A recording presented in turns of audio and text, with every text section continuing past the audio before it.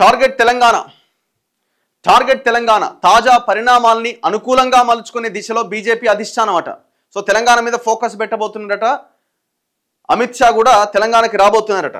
BRS బలహీన పడితే BJP బలం పుంజుకుంటుందనే అభిప్రాయం.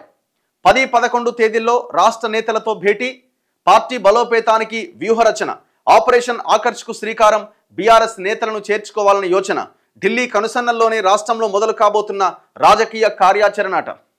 సో కేసీఆర్ బీఆర్ఎస్ పరిస్థితి కొంత డీలాబడ్డది కాబట్టి ఆ ప్లేస్ని మనం ఆక్యుపై చేయాలి అన్నది వాళ్ళ ఆలోచన అట. ఇప్పుడు ఒక పార్టీ బలం పెరగాలంటే ఏం చేయాలా? బలమైన నాయకత్వం కావాలి. బలమైన నాయకత్వం ఉన్న పార్టీ బీజేపీ వాళ్ళు బలంగా పనిచేయాలి. ఇప్పుడు ఆ భారతీయ జనతా పార్టీలో ఎట్లుందంటే కార్యకర్తలు, ద్వితీయ శ్రేణి నాయకులు వీళ్ళంతా ఉత్సాహంగా ఉన్నారు, బాగా పనిచేస్తున్నారు. మా లీడర్లు కొంత మారితే బాగుండు వాళ్ళు పాపం ఎన్నో సంవత్సరాల నుంచి అనుకుంటున్నారు.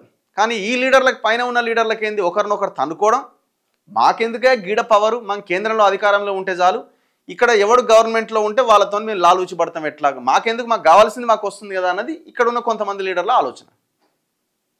ఇక ఈ అంశాన్ని ఇంతవరకు బీజేపీ హైకమాండ్ కూడా, మోదీ అమిత్ షా కూడా దీన్ని సెటరైట్ చేసే ప్రయత్నం కూడా ఎక్కడా చేయలే. మరి ఇప్పుడు ఏదో తెలంగాణ మీద ఫోకస్ చేస్తున్నారని అంటున్నారు. కానీ ఏమో మరి ఎన్నో అవకాశాలు వచ్చినాయి, ఒకటా రెండా, ఎన్నో అవకాశాలు వస్తే అవకాశాలను వీరు వినియోగించుకోలే. మొన్న అధ్యక్ష ఎంపికకు సంబంధించిన దాంట్లో కూడా నిర్ణయము కొంత అటు ఇటుగానే తీసుకున్నారని కార్యకర్తలే అసంతృప్తి వ్యక్తం చేశారు కదా. తెలంగాణలో పార్టీని బలోపేతం చేసేందుకు వ్యూహాన్ని రూపొందించాలని బీజేపీ అధిష్టానం పావులు కదుపుతోంది. అధికారంలోకి వచ్చేందుకు రాష్ట్రంలో ఎక్కువ అవకాశాలు ఉన్నాయని భావిస్తున్న పార్టీ తాజా పరిణామాలను తమకు అనుకూలంగా మలుచుకోవాలని భావిస్తోంది. బీఆర్ఎస్లో ప్రజాబలం ఉన్న నాయకులను చేర్చుకోవడమే కాకుండా ఇతర పార్టీల నుంచి వచ్చిన నాయకులతో సమన్వయానికి ఒక కమిటీ ఏర్పాటు చేయాలని నిర్ణయించింది. ఇప్పుడు తెలంగాణ ప్రజలకు అన్యాయం జరుగుతుంది, మార్వాడీల వల్ల, మార్వాడి వ్యాపారస్తుల వల్ల, కొంతమంది వల్ల అని తెలంగాణ ప్రజలు రోడ్డు మీదకి వస్తే ఎవరి పక్షాన నిలబడ్డారు మీరు? అదే మార్వాడీల పక్షాన, దోపిడీదారుల పక్షాన నిలబడ్డారు. మీరు ఈ తెలంగాణ అంశాన్ని టేకప్ చేయకుండా మీరు ఏ అంశాన్ని టేకప్ చేసినా మీరు ఇక్కడ అధికారంలోకి వచ్చే అవకాశం లేదు. వితౌట్ తెలంగాణ అనే సెంటిమెంట్ని, ఆ యొక్క అంశాన్ని మీరు పరిగణలోకి తీసుకొని దాన్ని వంట పట్టించుకొని రాజకీయం చేయకుండా మీరు ఎంత గొప్ప అంశాన్ని తీసుకున్నా మీ వల్ల కాదు. మీరు నార్త్లో నడిచినట్టుగా ఇక్కడ నడవదు తెలంగాణలో, అది కుదరని పని. తెలంగాణ అంటే ఒక పోరాటం, ఒక విప్లవం. సో అట్లాంటి గడ్డ మీద మీరు ఆ తరహా రాజకీయాలే చేయాలి. అంత పెద్ద ఇష్యూ జనాలు ఎవ్వరు చెప్పకుండానే ఏ ప్రాంతానికి ఆ ప్రాంతం బంద్ ప్రకటించుకొని యుద్ధం చేస్తూ ఉంటే ఇది ఆగాలి ఇంతటితో, సరే ఉన్నవాళ్ళు వచ్చిన వాళ్ళు వచ్చిరు, వాళ్ళ బిజినెస్ అక్కడితో ఆ షాప్స్ ఆపాలి అని ప్రజలంతా కొట్లాడితే మీరేమో మళ్ళీ వాళ్ళకే సపోర్ట్ చేసిరు. ఇక ఆమె మాధవిలత లాంటి ఆమె అయితే ఇదేముంది చిన్న దాడి జరిగిందని చెప్పేసింది. ఇక మీరు ఎటువైపు ఉన్నట్టు? సో కాబట్టి ఇట్లాంటి అంశాలను మీరు మార్చుకోనంతగా, ఇప్పుడు బీజేపీ వాళ్ళని నాకు చాలామంది ఫోన్ చేసి మీరు లేవనెత్తిన అంశం కరెక్టు, మా వాళ్ళు తప్పు మాట్లాడుతున్నారు, మీరు లేవనెత్తిన అంశం కరెక్టు, మీరు ఈ రకంగానే మాట్లాడాలి, కొట్లాడాలని చెప్పారు. ఎందుకంటే వాళ్ళు కూడా ఎఫెక్టెడ్ పీపులే కదా. ఇప్పుడు బీజేపీలో బిజినెస్లు చేస్తున్న వాళ్ళు, చిన్న చిన్న దుకాణాలు పెట్టి నడిపించుకుంటున్న వాళ్ళు లేరా? వాళ్ళు కూడా సఫర్ అవుతున్న వాళ్ళే కదా పాపం.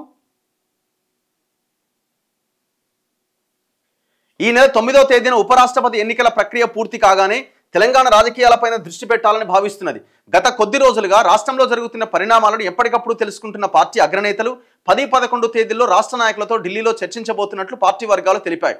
ఈ సమావేశానికి పార్టీ రాష్ట్ర అధ్యక్షుడు రామచంద్రరావుతో పాటు ఇతర సీనియర్ నాయకులు కూడా హాజరు కాబోతున్నారు. ఈ సందర్భంగా బీఆర్ఎస్లో తాజా పరిణామాలను దృష్టిలో పెట్టుకుని రాష్ట్రంలో బలోపేతం అయ్యేందుకు వ్యూహాన్ని రూపొందించబోతున్నట్లు పార్టీ వర్గాలు వివరించాయి. కాళేశ్వరం ప్రాజెక్టులో అవకతవకలకు సంబంధించిన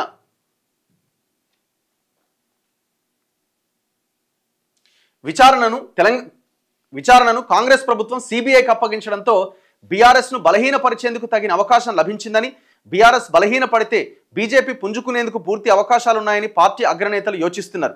ఉపరాష్ట్రపతి ఎన్నికలు పూర్తి కాగానే రాష్ట్ర కమిటీని నియమించి తెలంగాణలో రాజకీయ కార్యాచరణను పూర్తిగా ఢిల్లీ కనుసన్నల్లో నిర్వహించాలని యోచిస్తున్నారు. పార్టీ ఎంపీలకు, ప్రజాప్రతినిధులకు కీలక బాధ్యతలు అప్పజెప్పడంతో పాటు కాంగ్రెస్ ప్రభుత్వ ప్రజా వ్యతిరేక విధానాలపై పెద్ద ఎత్తున ఉద్యమాలు నిర్వహించాలని పావులు కదుపుతున్నారు.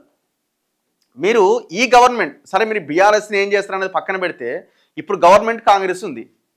కాంగ్రెస్ చేస్తున్న ప్రజా వ్యతిరేక విధానాలు కావచ్చు, కేసీఆర్ హయాంలో జరిగిన అవినీతి మీద జరుగుతున్న విచారణ కావచ్చు, ఎంతవరకు వచ్చిందని మీ నాయకులు ఏమైనా చిత్తశుద్ధితో పనిచేస్తున్నారా? ఇక్కడున్న గవర్నమెంట్తో మీ పై స్థాయిలో ఉన్న స్టేట్ లీడర్స్ అంతా కొల్లుడైపోయి ఉన్నారు. కొంతమంది, అందరు కాదు కొంతమంది. అలాగే ఆపరేషన్ ఆకర్ష్కు శ్రీకారం చుట్టాలని బీఆర్ఎస్లో ప్రజాబలం ఉన్న నాయకులను బీజేపీలోకి ఆహ్వానించాలని భావిస్తున్నారు. అంతేనా, రాష్ట్రంలో బీజేపీ ఒకరిద్దరు నేతల కనుసన్నల్లోనే నడుస్తోందని, ఇతర పార్టీల నుంచి వచ్చిన ముఖ్యమైన నేతలను విస్మరిస్తున్నారని సమాచారం అందిన నేపథ్యంలో అన్ని వర్గాల నేతలకు ప్రాతినిధ్యం కల్పించేలా రాష్ట్ర కమిటీని ఏర్పాటు చేయాలని ఢిల్లీ నేతలు యోచిస్తున్నారు. ఆ తర్వాత బీజేపీ రాజకీయ వ్యవహారాల కమిటీని కూడా ఏర్పాటు చేసి సమిష్టి కార్యాచరణకు వీలు కల్పించాలని భావిస్తున్నట్లు ఒక సీనియర్ నేత తెలిపారు.